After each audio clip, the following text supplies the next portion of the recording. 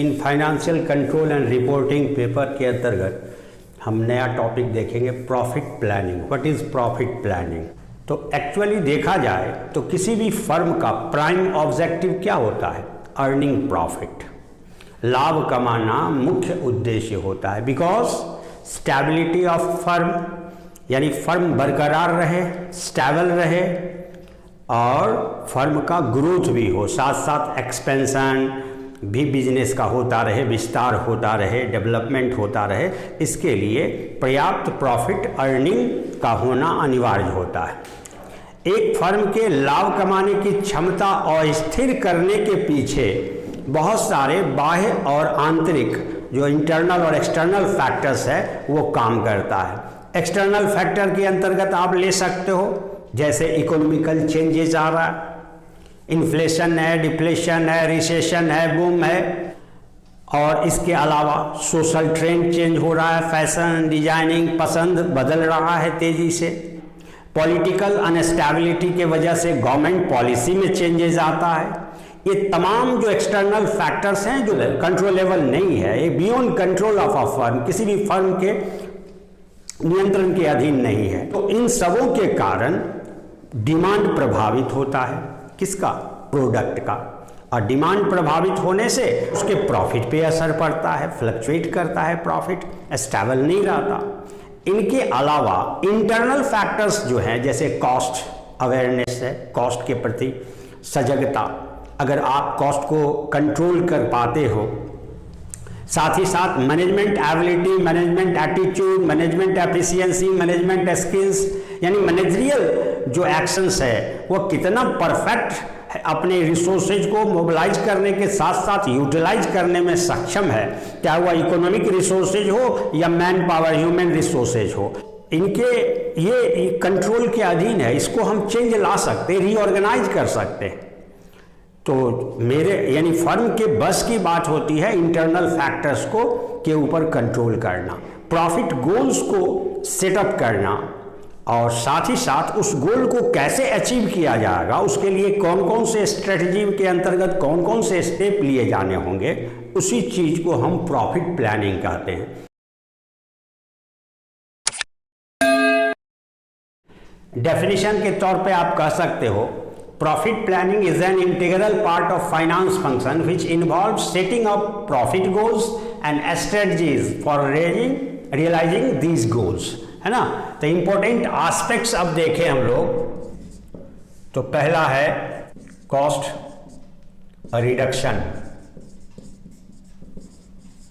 And control, यानी cost को control करना, जहां तक पॉसिबल है उसको मिनिमाइज करना, ये सबसे पहला एस्पेक्ट होगा। इसके लिए different operating budgets, budgetary control system के अंतर्गत तैयार किए जाते हैं, जिसके वजह से कॉस्ट को कंट्रोल में, है ना, किया जाता है। Sales required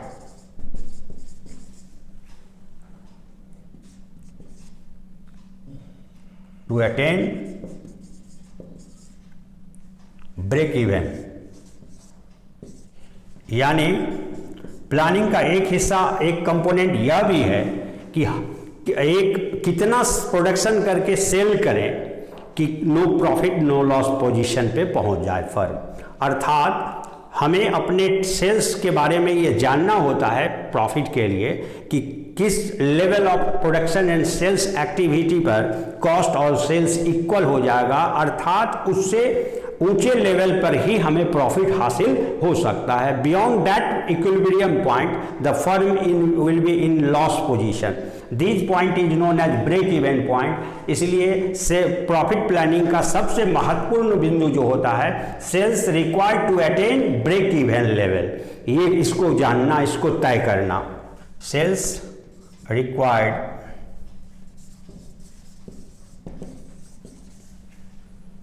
to earn desired profit, यानी इच्छित लाभ कमाने के लिए जितना प्रॉफिट डिजायर्ड है उसके लिए हमको कितना सेल टारगेट पूरा करना होगा। सेल्स रिक्वायर्ड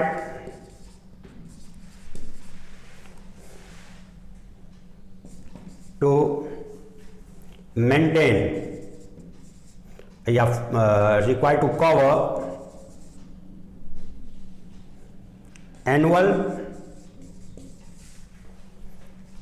कैश आउटफ्लो, यानी फोर्थ में देखें तो जितना भी कैश आउटफ्लो करना होता पूरे साल भर में, पूरे पीरियड के दौरान, उतने कैश की रिकवरी कैश प्रॉफिट की रिकवरी हो जाए, ताकि आउटफ्लो में कोई परेशानी ना हो, ना ही फर्म को कैश डेफिसिट का सामना करना पड़े और ना ही फर्म के लिक्विडिटी पोजीशन के कारण पुअर लिक्विडिटी पोजीशन के कारण हानि उठाना पड़े या क्रेडिटेबिलिटी पे असर पड़े। Sales required to cover annual cash outflow, sales required to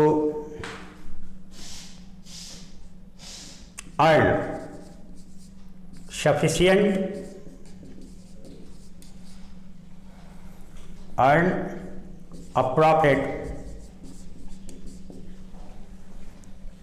sufficient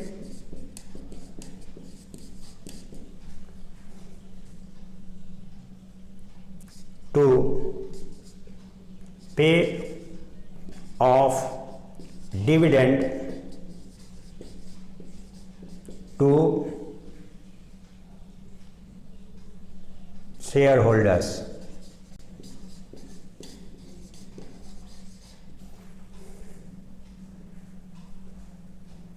to the shareholders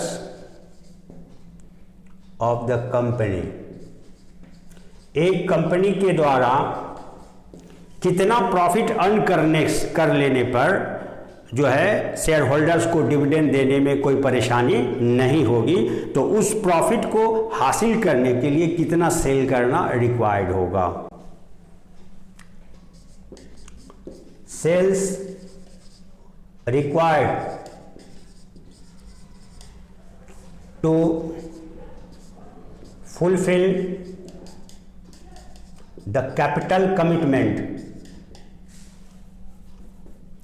additional capital commitment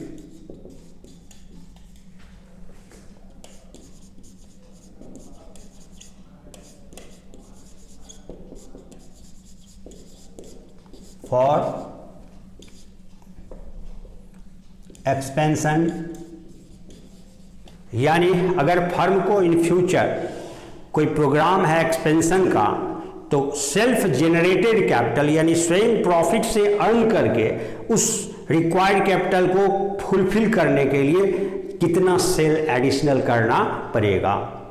इसी प्रकार से बहुत तरह का प्लानिंग हो सकता है। जैसे आपको कोई एडिशनल कॉस्ट को रिड्यूस करने के लिए एक्स्ट्रा इन्वेस्टमेंट रिक्वायर्ड है, जैसे टेक्नोलॉजिकल चेंज लाना जरूरी है या प्लांट इक्विपमेंट बदलना जरूरी है, रिप्लेस करना, या एडिशनल कैपेसिटी इन्हेंसमेंट करना है, तो एडिशनल कैपिटल रिक्वायरमेंट को तो फुलफिल करना ही है, अब प्लस एक्स्ट्रा कॉस्ट जो उस एडिशनल कैपिटल इन्वेस्टमेंट का फिक्स्ड कॉस्ट के रूप में होगा, उस प्रपोज्ड एक्सपेंडिचर को कवर अप हम कैसे कर सकते हैं, यानी कितना एडिशनल सेल करना होगा। आप सेल्स प्रमोट करने के लिए जो पैकेज तैयार करते हैं पैकिंग का, वो कॉस्ट कुछ एक्स्ट्रा लगा करके ज़्यादा एट्रैक्टिव बनाना चाहते हो, तो उस पर जो एक्स्ट्रा कॉस्ट आएगा उसको रिकवर अप करने के लिए एक्स्ट्रा सेल कितना करना पड़ेगा। इस तरह के बहुत सारे एस्पेक्ट्स प्रॉफिट प्लानिंग का हो सकता है, जिसके लिए प्रॉफिट को प्लान करना और उस लेवल सेल्स और प्रोडक्शन लेवल को डिटरमाइन करना आवश्यक हो जाता है ना। और यही सब हिस्सा प्रॉफिट प्लानिंग के अंतर्गत आता है, जिसको हम लोग important aspects of profit planning कहते हैं, है ना। आप इसको और भी ज़्यादा बढ़ा सकते हो अपनी एबिलिटी के अनुसार। ओके, प्रॉफिट को मैक्सिमाइज करने का जो टूल्स है वो मार्केटिंग टूल्स अलग हो जाता है, जो सेल्स प्रमोशन से संबंधित है। दो फैक्टर आपने देखा, एक कॉस्ट और दूसरा सेल्स। कॉस्ट को मिनिमाइज करना, कंट्रोल करना, और दूसरा सेल्स है और सेलिंग प्राइस वगैरह। तो एक टेक्निक जो सेल्स प्रमोशन से संबंधित है उसको मार्केटिंग टूल्स के अंतर्गत हम लोग ले सकते हैं, जो सेल्स प्रमोशनल टूल्स। और यहाँ पे हम चर्चा करने जा रहे हैं फाइनेंशियल टूल्स, है ना। तो इसमें जो टेक्निक्स यूज में लाए जाते हैं पहला आप देखो बजटरी कंट्रोल, बजटरी कंट्रोल, और दूसरा आप ले सकते हो standard costing,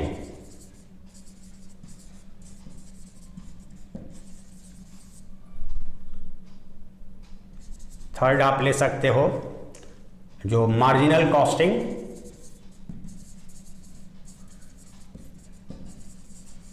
and CVP analysis.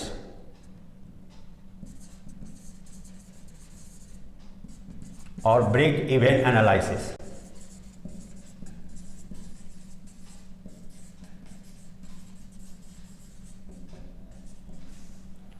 हाँ, ये 3 प्रमुख टूल्स हैं। और बजटरी कंट्रोल के अंतर्गत आप डिफरेंट ऑपरेशनल बजट्स, जैसे मैंने पहले भी बताया, material budget, labour budget, overhead budget यानी प्रोडक्शन कॉस्ट बजट्स, जितने भी कॉस्ट कंपोनेंट्स हैं उसको, उसके टारगेट को फिक्स करना कि बियॉन्ड दिस टारगेट हमें कॉस्ट को नहीं अधिक होने देना है, अंडर दिस टारगेट जहाँ तक पॉसिबल हो कॉस्ट को मिनिमाइज करना है। स्टैंडर्ड कॉस्टिंग, ये भी कॉस्ट कंट्रोलिंग परफॉर्मेंस के मेजरमेंट का टेक्निक है। उसके आधार पर आप अपने कमजोरी का पता लगा सकते हो, वीकनेस का पता लगा सकते हो कि कहाँ पे ओवर कॉस्टिंग हो रहा है, उसके कारण क्या हैं और कैसे दूर किए जा सकते हैं। और ये जो मार्जिनल कॉस्टिंग आप देख रहे हो, ये रियल प्रॉफिट प्लानिंग के एस्पेक्ट्स को दर्शाता है, जो डिफरेंट लेवल ऑफ एक्टिविटीज़ को तय करता है स्ट्रेटजी के रूप में, कि हमें अपने सेल टारगेट को कितना से कम नहीं होना देना है और कितना से आगे रखना है, और कैसे कैसे किस प्रॉफिट, डिज़ायर्ड प्रॉफिट को हासिल करने के लिए या एडिशनल कैपिटल, एडिशनल एक्सपेंडिचर को कवर अप करने के लिए हम कितना सेल करना होगा, उससे संबंधित पूरा operational plan, effective profit plan को बताता है। तो marginal costing and break even analysis is one of the important tool of profit planning. Okay, यही सब टेक्निक है जिसके बारे में आप अध्ययन बारी बारी से करते हो, है ना, अलग अलग चैप्टर के नाम से। ओके, आज के लिए इतना ही। Thank you.